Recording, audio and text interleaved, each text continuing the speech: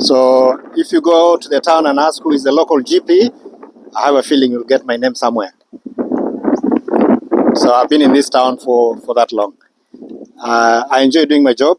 It's a challenge sometimes, but we do enjoy it. But I thought, being my parents, children of migrant parents, I'll probably speak of my experience as a migrant in this town. So I'm going to say three things. One of the biggest challenges people face is something called racism. All right? So one of the biggest challenges you'll face is being dark-skinned as opposed to other people who have pale skin, yellow skin, and all that kind of stuff. And for you, it's going to be a challenge, how to overcome that.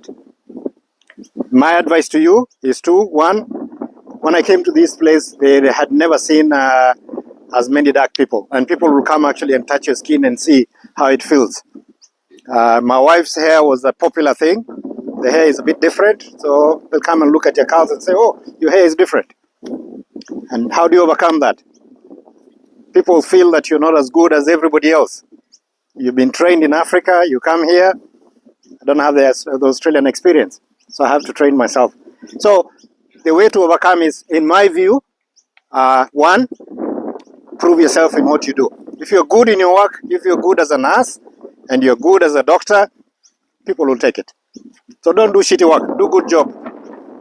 And that's the way to win it. Whatever career you go into, whatever job you want to go into, do it to the best of your ability.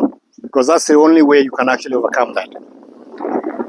So that's my first advice. So how to overcome biases, racism, is do your work properly and do it with all your heart. Number two, one of the biggest challenges we face is, where I come from, we are all families. I've got, if you take my stepbrothers and myself, we are 18. Okay? We are 18. So I've got a very good support crowd around me when I'm in Kenya. So when things get stressful, I can go to my brothers and talk to them, and we can, debrief, and sometimes they can give me advice on how to go about it. But when you're here, you don't have any support. All right? So there is a study, for those ones who read. I think it was done in Harvard. And what they did in Harvard is that they followed people over long periods of time. And they found out that the people who did very well are the people who had a very good social support. So the Kennedys, who became president, was actually one of the students in Harvard. They did very well because they had very good social support, very good friendship-based. So to you, being in this camp, make friends with whoever you have. They'll be your friends for life. The guys I went to school with, I went to one of my very close friends. I went to school with him in 1979. He's a doctor. He only lives 50 kilometers from me in Australia. So when things get hard, I've got somebody to go and talk to and say, hey guys, I'm having this trouble. How do I sort it out? So make friends and connect with people, because that's what is going to get you through. That's my number two advice. Number three, you're young. How many of you are 20? Good. How many of you are 15? Oh, okay. One or two. I'm 64. You got a long way to go. Okay? You got a long way to go. You got a long way to go. But the only way you're going to get there is aim high and work for it. You can be anything you want. You can be the biggest neurosurgeon in Australia if you want to. But you've got to put the work in. There's no shortcut. There is no shortcut. People think, how many of you are Kenyans? Good. Okay, you think you've got a mate somewhere, I can take a shortcut, I've got somebody I can talk to, I can get through. Forget it. It might get you somewhere, but your own hard work is what is going to get you through.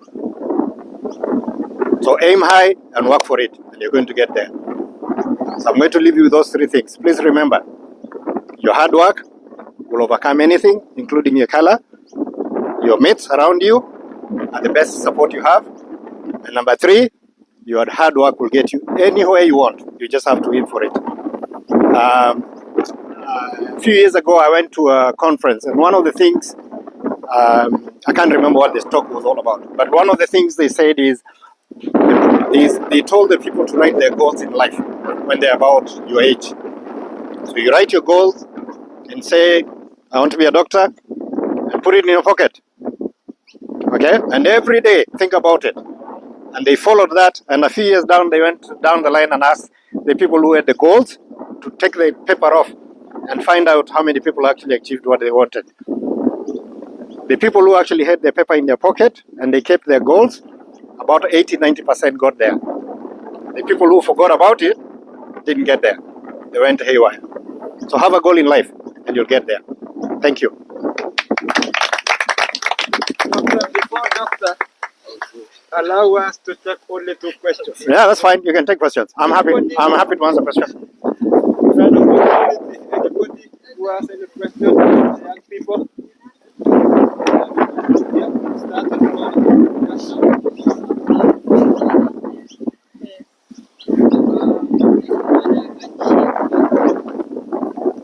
I think challenges are part of life. You have to embrace them. There'll be challenges. Nothing is straightforward. Okay? It's like a trip. You take a trip from Adelaide to Bamra. There's many corners. You'll find kangaroos on the way. You'll find wombats. But the number one way is don't lose your goal. Don't lose where you want to go. I want to go to Bamra from Adelaide. That's why I want to go. But life might throw a few curves, and you might find yourself, there's an accident, and I have to go off the road and go to border town on your way back here. That's what life is all about. So you might find things might not go exactly as a straight line. You might find there are curves, there are sideways. Face the challenges, but always have that goal in mind where you want to be. Challenges is part of life. You can't avoid it. The next question is, when, let's say for example, you became creative, what are the things you change in your life? You think you